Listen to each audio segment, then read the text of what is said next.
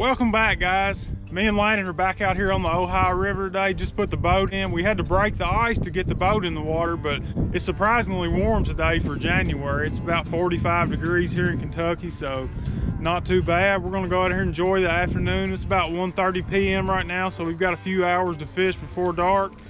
If we have good action, you know, we'll hang around till after dark, but we're gonna round us up some shad here and go from there.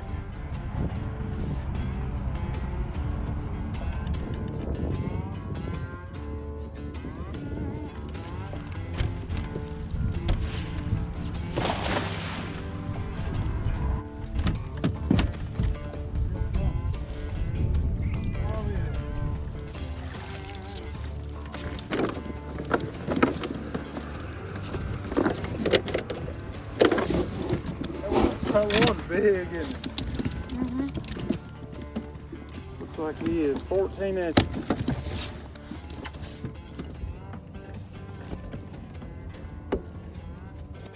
Still showing up. Go, go, go.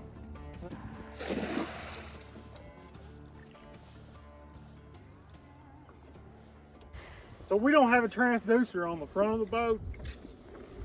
We've only got our one on the back. So what we do is Landon will tell me when he sees the bait, and then I'll throw the net at the back of the boat. And normally I can get the net pretty much right beside the transducer. So we usually get them if we see them. There we go, we're good now. Just like that. We'll keep some of the bigger ones, but we don't need that much.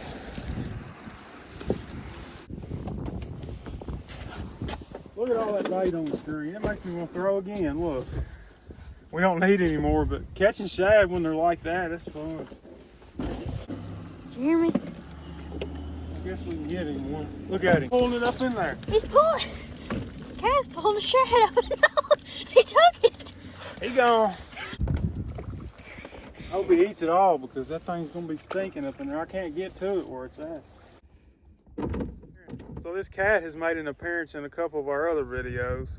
What happens, guys, is if I know I'm going to be going fishing in the next couple of days, I just leave my boat sitting outside the house uncovered. Well, the batteries being plugged up to the charger, I guess, provide enough heat where these cats want to snuggle up next to them.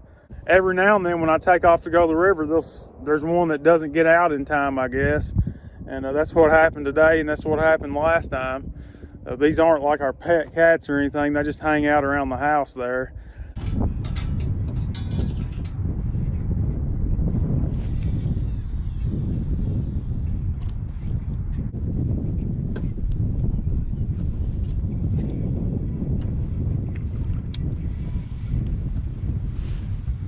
So we're set up on a river bend here. It's just a really sharp bend, and it's got a really steep ledge that goes all the way around the bend. It comes off the bank and just stair steps down to about 80 foot on out in the middle of the river. But there's just a lot of unique structure in this bend.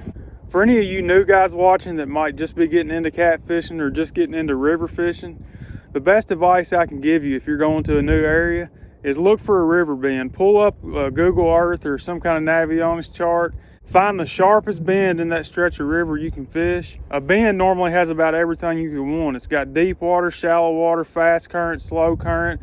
The inside of the bend will normally have quite a bit of wood cover in it.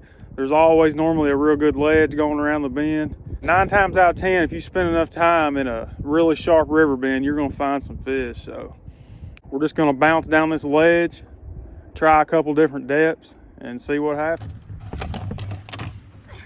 It falls off.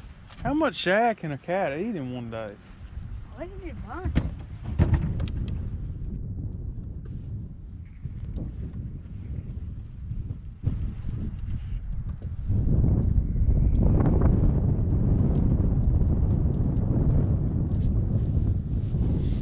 So if you're anchored up in a spot and you're not getting any action after 15 or 20 minutes, it's a good idea to reel them in 5 or 10 feet. Sometimes you might be just downstream of a fish and he'll never even know that bait's there, but if you get it in front of him, you know, he's gonna taste it and he'll come up and grab it. I think it also helps you get a reaction bite a lot of times. Maybe that fish doesn't really want it, but he doesn't want it to get away. You reel it in a little bit, he sees it moving, he might grab it. So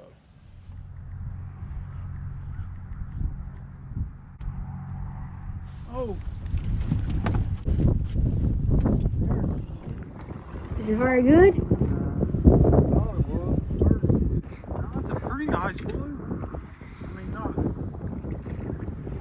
wouldn't say it's a big fish, but that's why it just stopped by. I said it's a pretty nice blue. In my opinion, it's a nice blue. A lot of people laugh at it, but I like catching them all.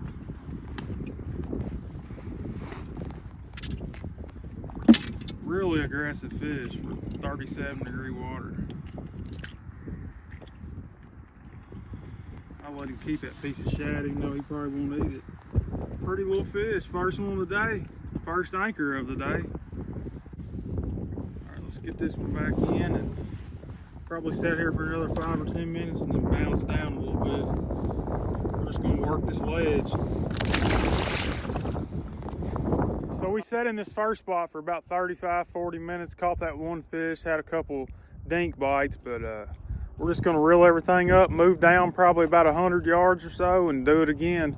But we're gonna stay in this bend. You know, this bend has got enough stuff going on with it where I'm confident that there's fish in here somewhere.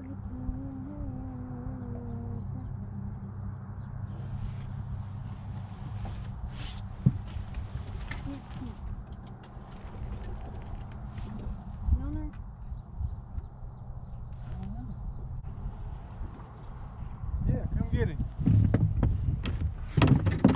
I didn't feel any kind of movement. It's just dead weight. It must be tangled or something. Must be a really cold blue cat. Might be like an 80-pounder, but it's froze. What? Oh my, what the? Come on. No wonder it felt so funny.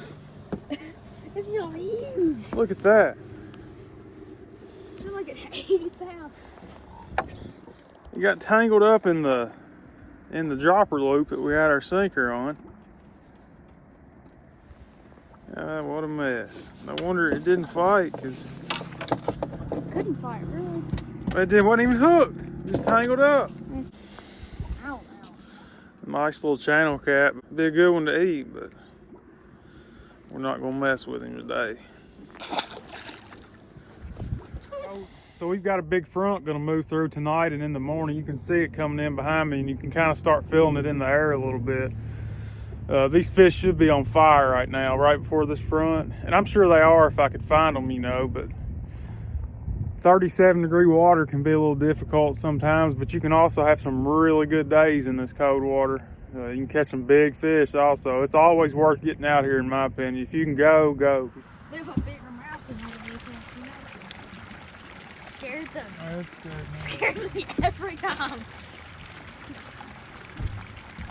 So the suns went down, it got cold, we got our little heater fired up. We're gonna hit a couple more spots, see if we can find some fish. I don't really know what's going on. We've been getting dinked to death.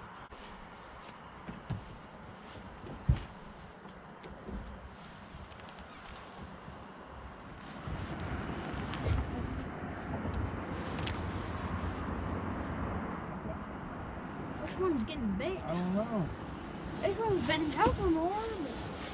It might be two different fish. I'm so confused. I'm gonna reel down on this one.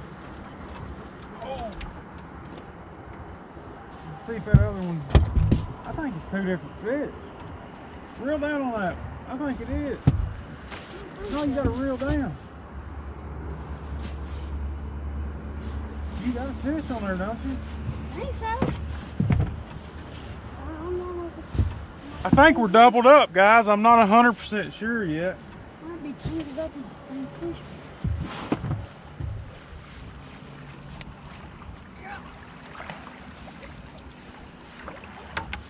That's a nice fish, though. I'm gonna put him in the rod holder and get the other. Here, let me lift that one in. I got mine over here hanging out.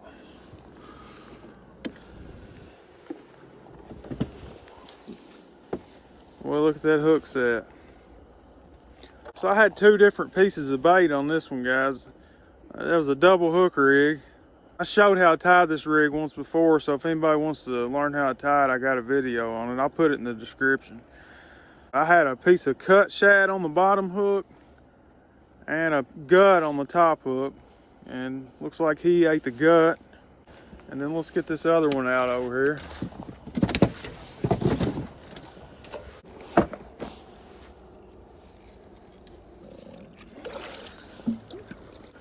This fish was also on a double hook rig, and he ate the bottom hook. I had shad chunks on this one. I think that was, well, the bait's still on there. I think it was a head. Yeah, it was a shad head on that one.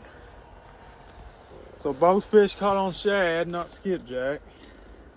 Both hooked perfectly right in the corner of the mouth. That's probably what, a 12-pounder?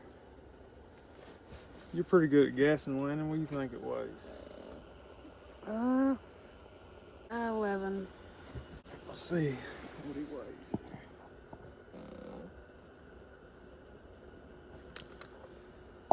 weighs. £11.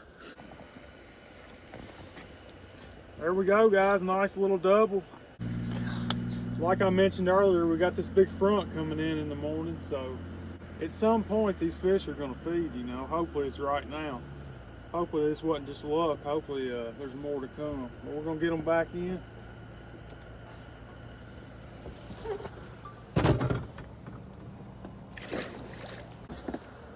I'm going to give it another 20 minutes or so here now, because I did see 3 fish down there, and if those are the fish that I was catching, the ones I marked, then there's another one down there with them. So I'm going to show you guys what we're fishing right here, because I know a lot of people like to see that kind of stuff. But you can see my waypoint right there, and I'm actually a little farther out into the river than I planned on being, but I used the motor to correct it, so I just aimed the boat in this direction a little more.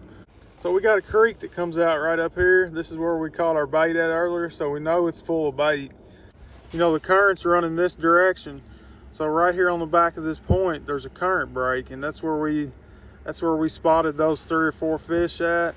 So we put a waypoint on them. You can see we're 86 foot from our target there, so we're casting our baits back to them. Always remember, guys, when you're fishing for a specific fish or fishing a specific piece of structure in a river, it's always good to be a little short. So, you know, if I put my baits down here past these fish, they'd never know they were there, because the current would be taking the scent downstream of them. But if you put your baits in front of them, if those fish are active, they're going to start tasting that blood and guts and stuff out of that bait, and they're going to swim up and get it if they're active fish. But that's what we're fishing, guys. There seems to be a few down there.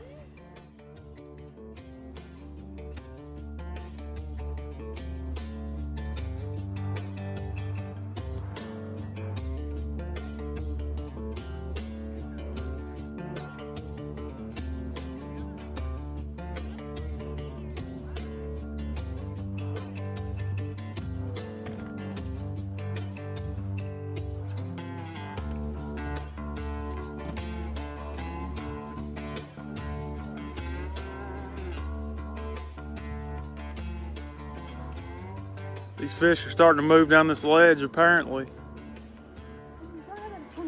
And we just got some fresh baits back out. We're still in the same spot that I just showed you all in this hump here, and had another rod go down. Yeah, it's another decent fish. Not a monster, but a nice fish.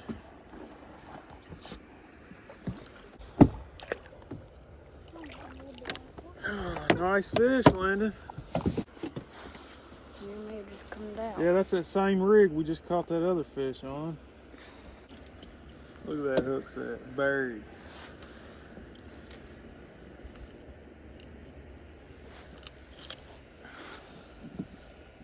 Nice. That's number 5 for the day, but up until a minute ago, we only had 2 in the boat, so they're starting to bite, it looks like. I can't stay too much longer. I've got to be leaving here soon. This kid has literally sat here and burnt the whole arm out of his jacket. You can't feel it through all those clothes, but you start smelling something, lighting your arms on fire again. So that's pretty much going to wrap it up for us out here tonight, guys. Unfortunately, I forgot to plug my boat in and charge the batteries after the last time I went out, and my accessory battery is completely dead. I don't have any way to charge anything. We don't have any lights. We're gonna have to use a flashlight to get back to the ramp. So we were out here for about 6 hours this afternoon, and we caught 5 fish. You know, that's not exactly on fire. That's the way it is. You know, you don't always come out and catch 40 or 50 pound fish every time you go fishing. You know, sometimes you go out and you catch just a couple small ones. You know, that's catfish. But we still had a blast. You know, I'm thankful for the 5 fish that we did catch. Had a good time. You don't get this kind of weather much in January here in Kentucky. We were fortunate enough to catch a 48 pounder last week, so if you haven't seen that video, go check it out. It's the one right before this one. But as always, I want to thank you guys for watching. God bless you all, and we'll see you in the next video.